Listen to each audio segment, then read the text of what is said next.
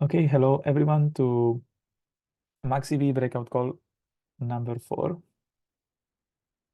The previous one was a bit short, so we have some items overflowing from the previous one. We also have Vasily from Lido. Hello, thank you for joining. Who wants to present something? So let's start by agenda items. So first of all, we have custom ceilings.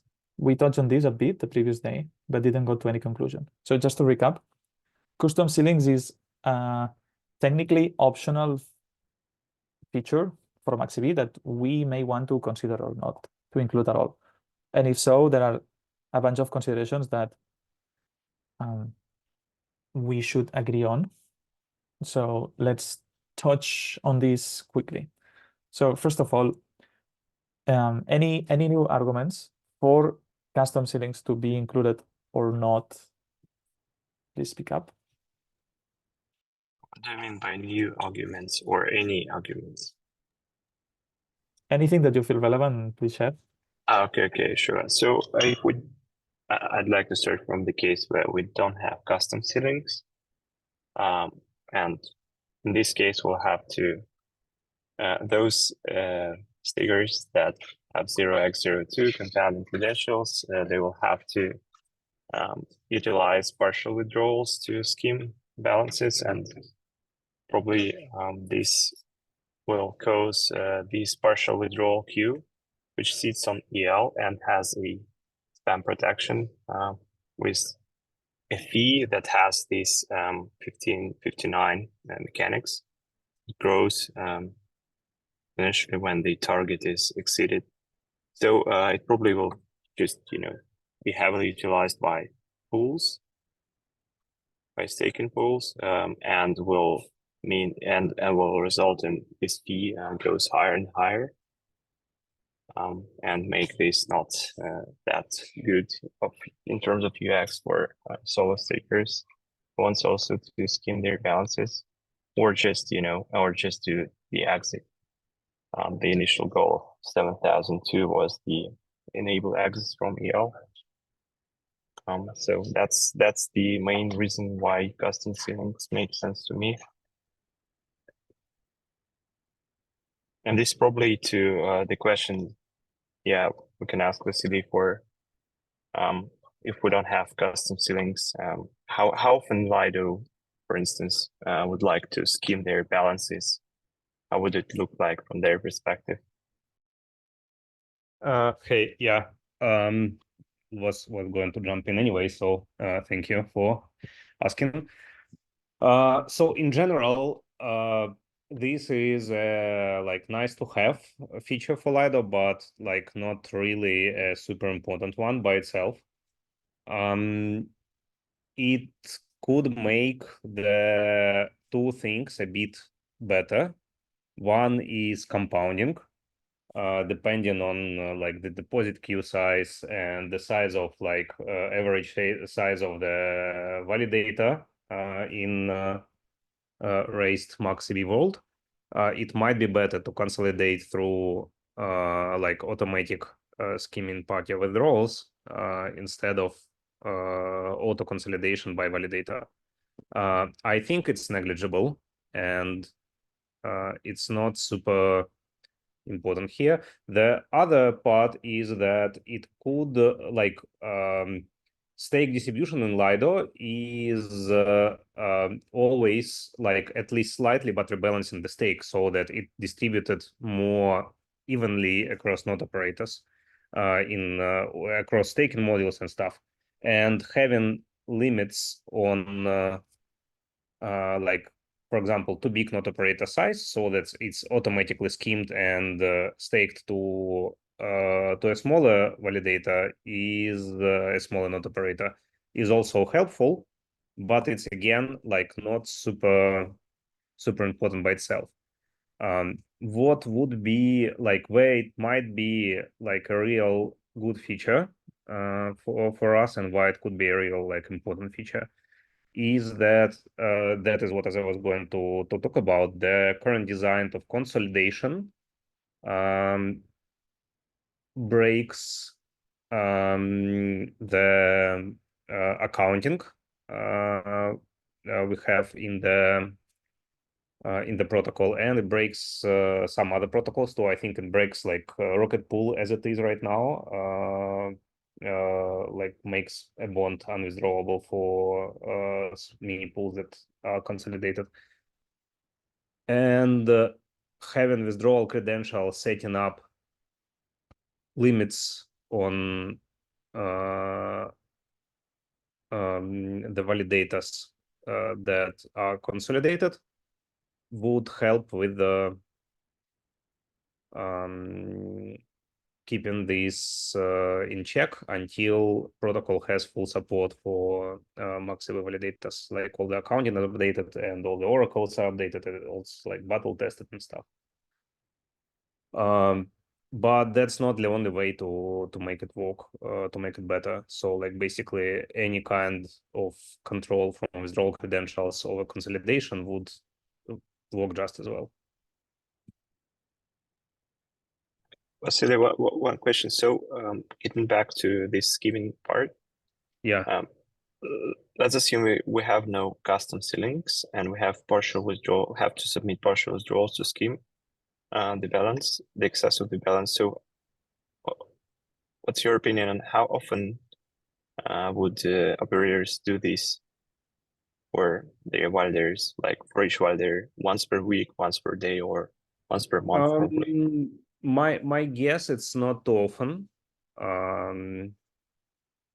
I think that like basically it would have like at least like my guess here would be that on the initial rollout the validators will be limited to like 128 or something like that others per validator, and the scheme would happen when withdrawals are requested and scheme is needed, or when the validator balance grows like more than like 130, like 135 or something like that, like something like that, and that means that happens pretty rarely. Like first one happens in total about 100 times a day, maybe something like that, and the second one would happen per validator once per half a year. My rule of like my guess would be something like that. So not often.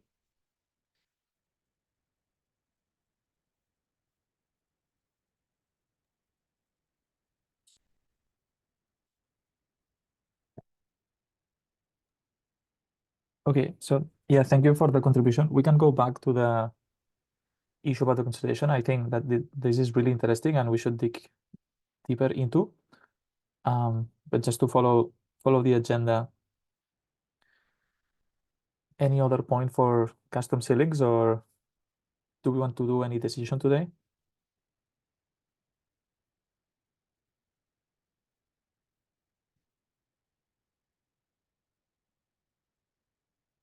Okay, let's move on.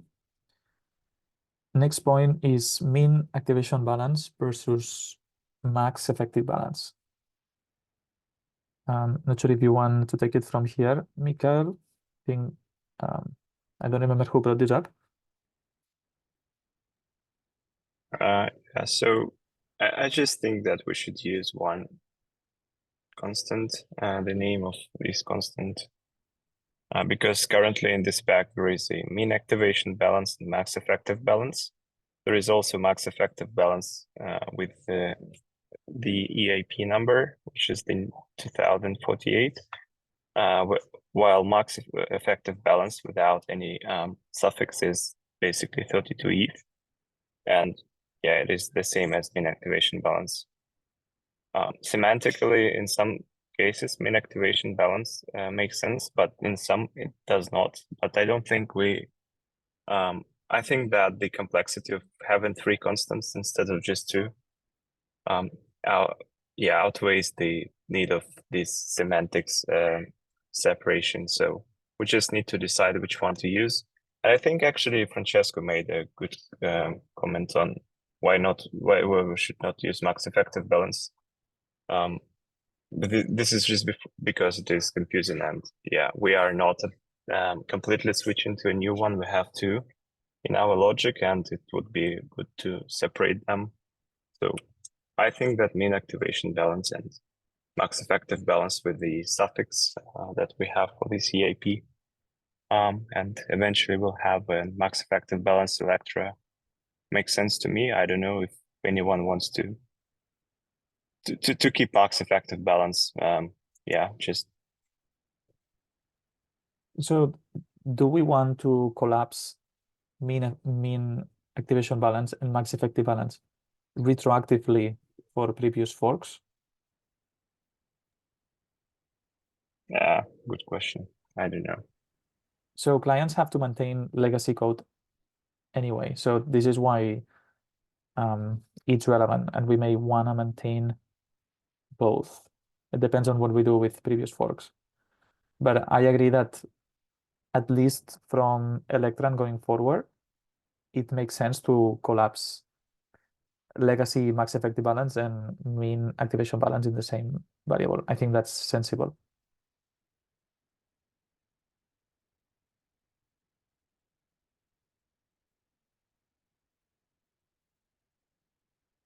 Cool. So I think we are in agreement on that. Next point, weak subjectivity questions. Yeah, so weak subjectivity question. I think we should think more. I started to think more about it. Need to discuss it with Francesco. So the problem here is that we have a new activation.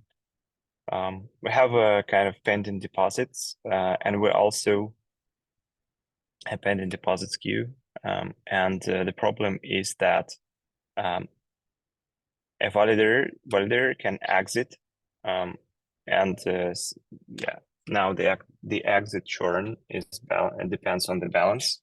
So the computation of the exit epoch depends on the balance, and a simple case is where 32 ETH validator exited, and it gets it exit epoch, but after that it topped up by say 2000 ETH, which will remain active until the validator is exited, but then yeah, it will just instantly this 2000 ETH will instantly exit and bypass the exit churn.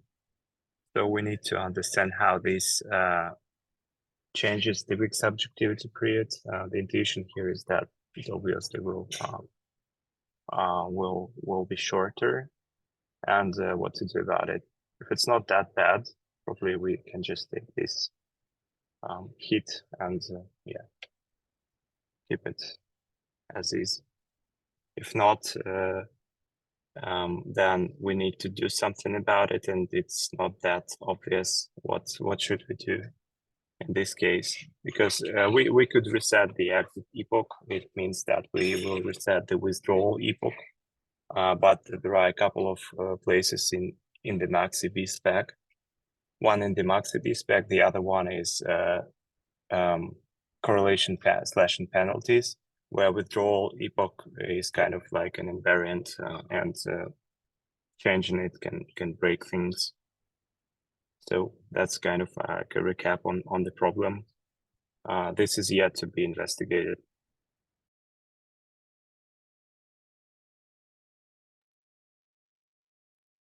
Yeah, I guess what would happen if we collapse the mechanism of pending partial withdrawals with the exit, such that if you request an exit for X balance and then that balance gets topped up, well, I guess if you fully exit the validator, that balance would not be active anymore. So I see the issue.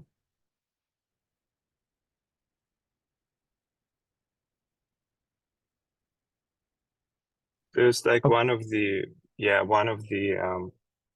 for voluntary exits that could work. So you prevent validator from, you just Yeah, just the exit is prohibited if there is the pending deposit into this validator, but yeah, it will not prevent all the cases anyway, because it can happen the other order. So first exited, then you top up. That's not going to work.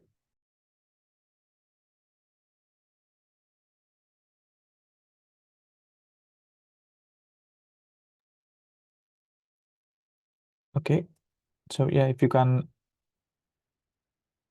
write a doc or share your thoughts on the chat. So yeah, next point.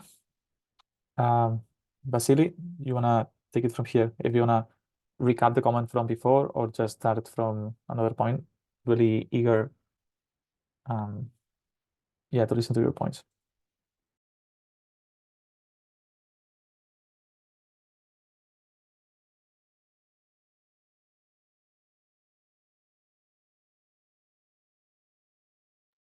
You are muted if you're trying to speak.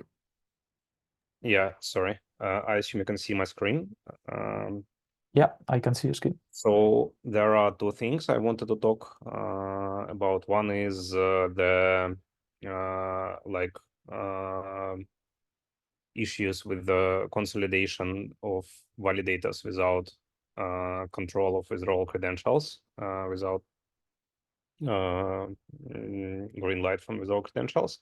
And the other is deposit front run mitigation that can be made as a part of this EIP, or maybe like as a separate EIP, I don't know. But it's like pretty important thing to talk about, I think. So in general, LiDAR counting, which is both on-chain and off-chain, is built on a number of assumptions that are broken with the consolidation mechanism. For example, stake and rewards are distributed to operators based on number of active validators, not their balance. So this when effective balance can grow a lot, this means that this part, if not fixed, breaks. It's also this is like a more of minor issue, but right now accounting doesn't check for doesn't account for validators that had been deposited outside of LiDAR protocol deposits, and but has LiDAR withdrawal credentials as main credentials. They are considered not part of the protocol.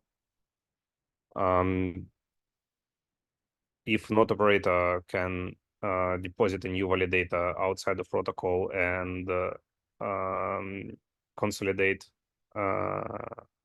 his LiDAR validators under it, it breaks the accounting as well. And there are like a number of minor issues with the scheming, how to count the total balance of either or consensus layer, etc., which is like requires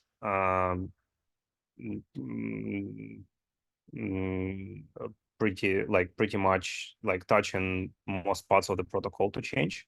So while the changes are like small, there is a lot of them and they touch a lot, and this means there is implementation risk. So like that we don't have time to do it all properly in times of spectra. If there is a modicum of control over consolidation from withdrawal credential, like being able to prevent consolidation, or at least being able to set the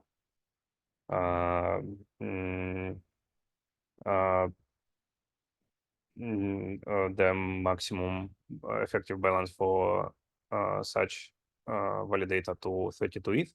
It means that we are not in a hurry to push it all into before the protocol, before the hard fork, and we can do it in a more measured time. Otherwise, I think like we can duct tape it together, even if there is no way for the raw credentials to like have an opinion on whether the validators under it are consolidated or not.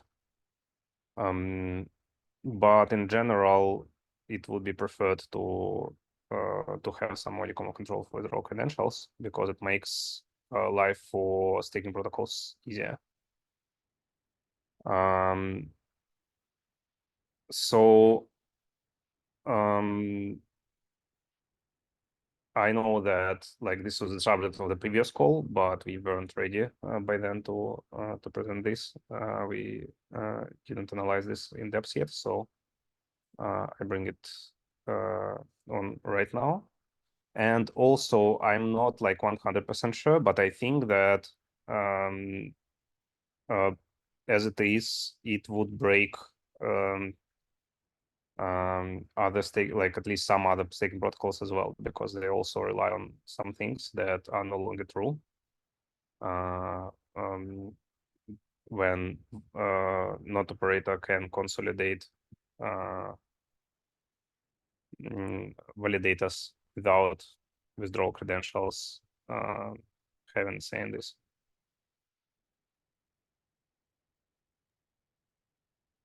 Okay, thank you. Yeah, I think those are really good and strong points. One of the assumptions that we incorrectly made is that any validator that has or shares the same withdrawal credentials is fungible within another, and that's not true. So I think that this is a very strong argument that, in my mind, invalidates the previous design, and we should consider. Probably this solution is consolidation should be initiated by the withdrawal credentials, and I think that should mitigate the risk.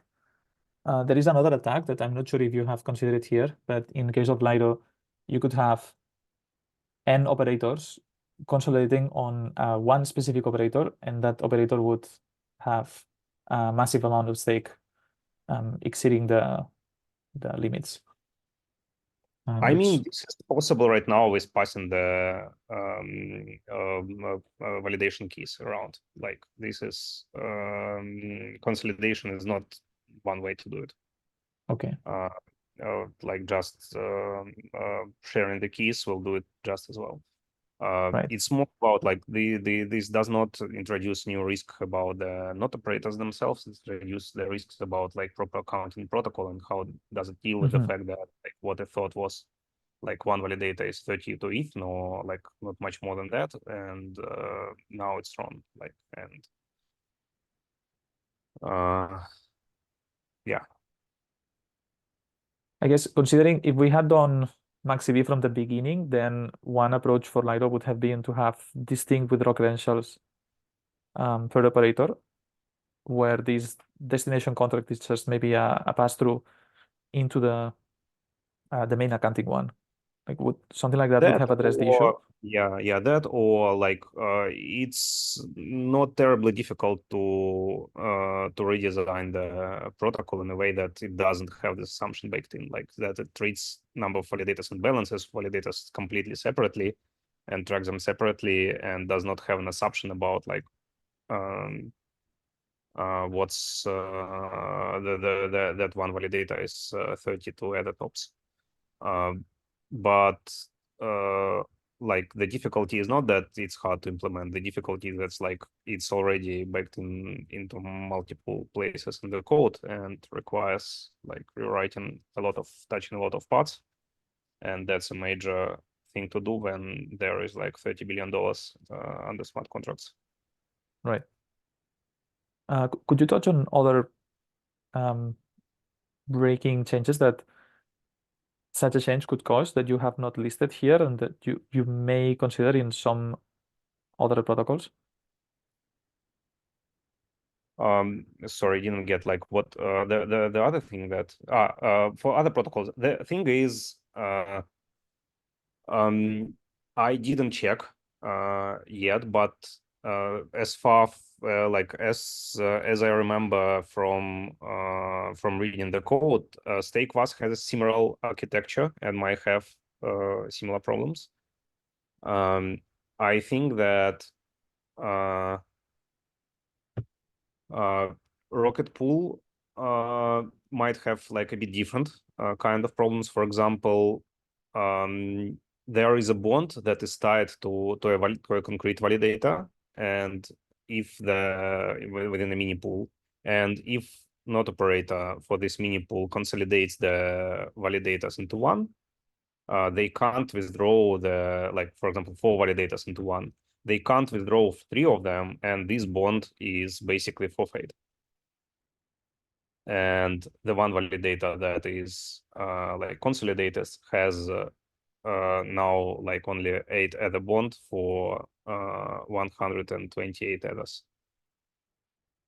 But I'm not 100% sure. That's like just where I would look if I was analyzing this in depth. I think that this could be a weak point.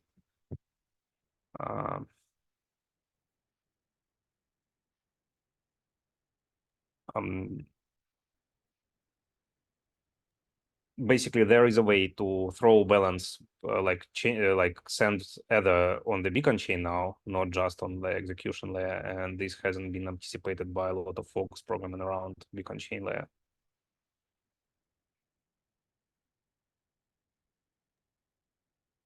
Okay, thank you.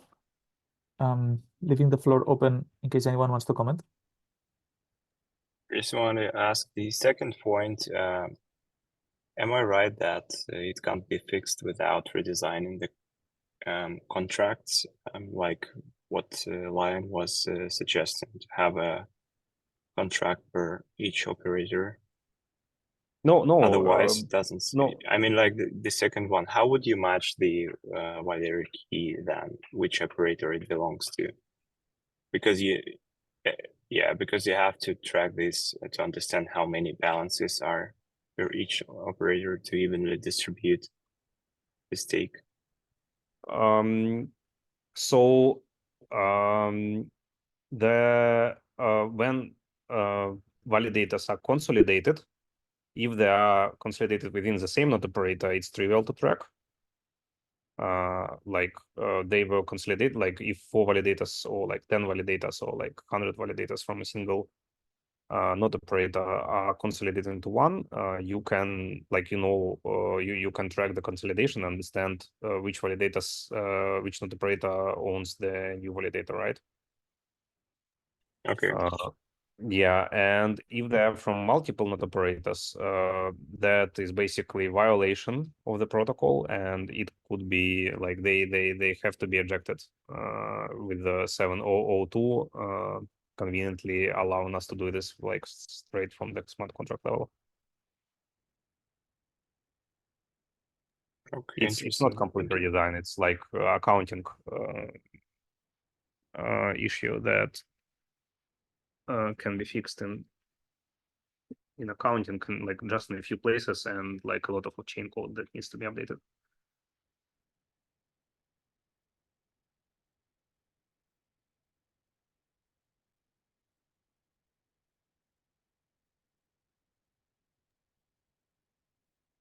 Do you want to touch on the second document?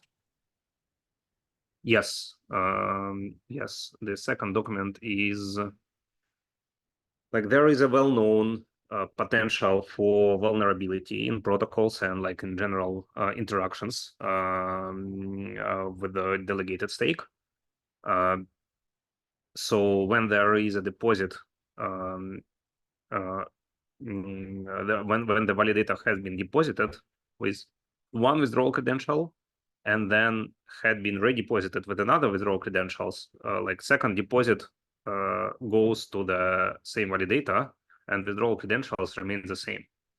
So if there is a deposit, for example, in the queue, and node operator front runs them with their own withdrawal credentials, they can steal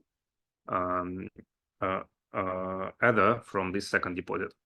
This had been like back in the day, I think StakeWise found this vulnerability in Rocket Pool and Lido, and both protocols had to redesign. And I think the same vulnerabilities live right now in a few delegated stake kind of applications like EBS Finance, where you can put it like deposit credentials and deposit to another operator you want. So deposits can be front run, deposit from client to not operator can be front run by not operator to steal the funds. There is immense amount of work that is going on mitigation this stuff. And these mitigations are not particularly like great. For Lido, it's basically a hypersensitive trusted oracle that can stop deposits if it detects like a whiff of a problem, something wrong with deposits. For Rocket Pool, it's pre-deposit, which means that like the not operator in Rocket Pool has to deposit 8 or 16 adders or like some adders before they are accepted into to be deposited by the user, and this is like not very capital efficient because this like balance is not big enough and sits doing nothing on the beacon chain. This has like a pretty simple fix. Could be a pretty simple fix. Like it doesn't work with 0x00 credentials, but 0x01, 0x02 it works. And this is basically if there is a deposit and there are it has different withdrawal credentials than the first one, tax it a bit. And so this is DOS protection, and make withdrawal right away. So now the stealing funds attack can only become like a small grief attack, and that makes things a lot easier to design around.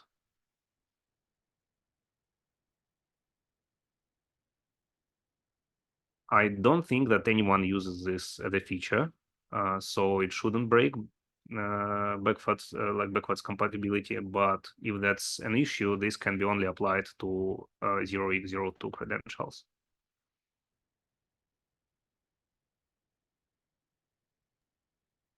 Sorry, if I understand, the proposed fix could work independently of maxEB, or is there anything specific about the fix that is enabled by maxEB? Like it's increases the potential impact per deposit with maxEB, so that's why we brought it up. And this is also like it can be independent, like implemented independently, but it could be like folded into maxEB as well, especially if it's only concerns the new credentials. So I'm bringing it right now because like this is a bit easier than championing a new EIP right like from the start. I'm curious how this attack is severe, considering 7002 where you can access with withdrawal credits. It's not mitigated at all. The issue is like you get deposit credentials from a not operator, you push your deposit, but like not operator sees in mempool and front runs it with their own deposit with their own withdrawal credentials, so you don't control anything about it, like about where your money goes.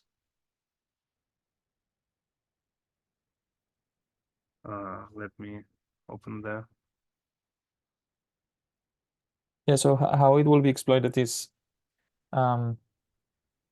you expect, so you as an operator submit your public key into the Lido contract. And the Lido Yeah. contract funds the deposit for you and sends a transaction to the deposit contract with 2000 Yes. and your public key. Then you, the holder of the public key, sign a distinct deposit with different withdrawal credentials, hoping that it lands in the deposit contract before the transaction for Lido. Then if Yes. your deposit is processed first, that's the one that creates the validator record. Yes. So there will be a record with your public key and your own withdrawal credentials. And then later, the deposit from Lido would not be a record creation. It will be a top up on Yes. withdrawal credentials that you control, effectively Yes. stealing all the value. Right.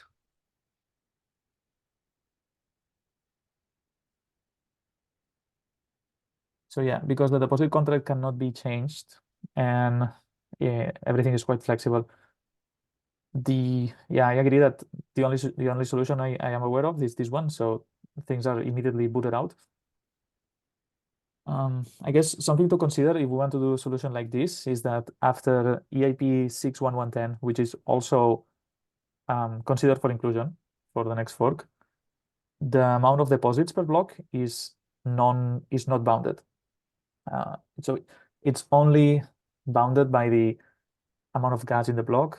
I think Mikhail and others did some math, and that would turn out to be about 700 per block. Maybe you can confirm, Mikhail, but some number. It's more. That's It's about it's even more than 1,000. It's like 1,200 well, okay. at the max. So if we do this, it would mean that we will have to make withdrawals also unbounded, because there is a potential where every single deposit has to be rejected. So yeah, I think it's a good proposal. This is definitely I would suggest you guys, if you want, I can help. I think this is worthwhile because it's a big issue for trustless pools. But it deserves an EIP of its own, and we can consider with people from execution if there is an issue to have unbounded withdrawals. But that would be I would say the biggest hurdle that we have to check if that's okay or not. Yeah, there is an alternative which is like creating like straight a new validator that starts in the exited state, but it's also like pretty clumsy. Yeah, okay. So I think that's a new EIP, right? Because like this doesn't work with the current withdrawals structure. Okay, got it. Yeah, I think this is a strong EIP. Like I could see this getting traction, so definitely worthwhile to do it properly. Okay.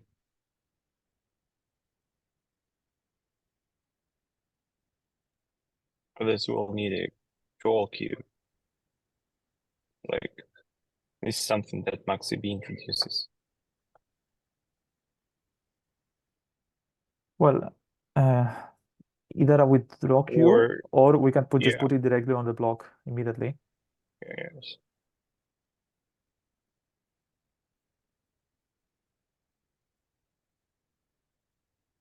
Which if we go that route and we accept withdrawals to be kind of unbounded, I think it also simplifies a bit things for maxEB. Because we have two competing things. We have partial withdrawals and full exits. If they can overflow each other, then I think things are easier to reason about. And it also ties to your concern about custom ceilings, because we have competing interest for limited block space on withdrawals. Yeah, things to think about. Partial withdrawals are anyway bounded by the exit churn. Right.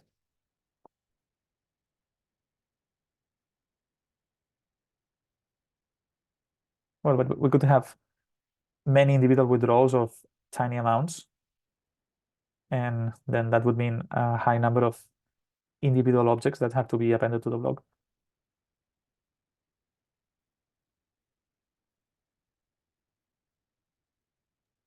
Yep. Having completely unlimited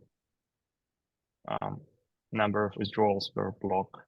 I don't think it does make sense. Like, maybe completely unlimited is a bit extreme, but there is an argument. So the only thing a withdrawal does is mint ETH into some account. So it's a purely one storage change on one account. That should be equivalent to half an ETH transfer, which, well, even less. So an ETH transfer changes the nonce of an account plus the balance of two accounts. And a withdrawal just changes the balance of a single account. So you could even consider that that's like about 11,000 gas. So purely by gas, we could fit at a lot of withdrawals. So maybe 16 is a very lower bound. yeah, makes sense.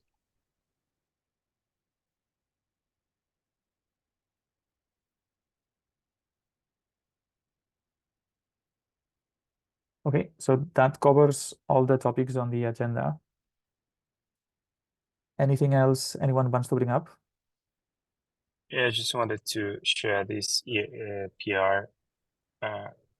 If anyone could look into it and approve, that'd be great. It has several different changes, like renaming and introducing some constants and protection for voluntary exit. If there is the pending withdrawal balance for whether the exit is prohibited. We had this logic for the EL triggered exits, but we did not introduce it for voluntary exit, which is processed by the beacon chain completely. So yeah, this is the fix for this part. Please take a look.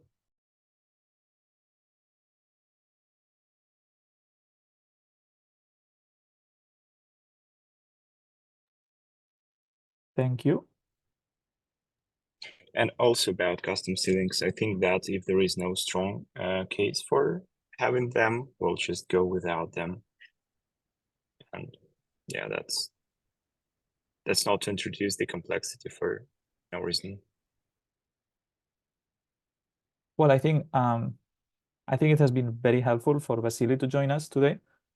Probably we should engage more about the specifics of custom ceilings because the usefulness of them is tightly related to the usage patterns of the different stakeholders in the chain. So I would say we have to do a bit more of outreach to answer that question and also confirm the impact of the current consolidation mechanism to just inform if we should do something or something else. So maybe to recap on the previous week, the options we had for consideration was either make it a gossip topic, which should have I would say medium to moderate complexity. It's not a strictly consensus change, so it's something that we can deprecate later without too much pain. So that's why we chose it. If we choose to do something that's execution initiated, that would require an extra field on the block and something that has more technical debt cost. But hopefully it should not be too bad because so this idea of a message bridge from execution to consensus, we would introduce that with EIP-7002. So it's maybe on the moderate to high complexity, depending on what execution depths say, but definitely on the realm of possibilities. So yeah, let's do a bit more outreach, collect information for the next one, and hopefully come to a conclusion.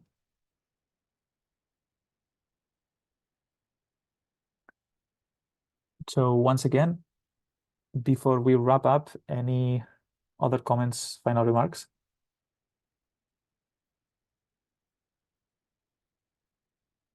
Thanks, folks, for having me. Sure, thanks for coming. Okay, thank you everyone for joining. Sorry for the link change. And thank you, Phil, for taking over and doing the recording. So see you all on the next one. Thanks, Line. Thanks, everyone. Thanks, Lion. Thanks, Vasily. Thanks, everyone. Bye.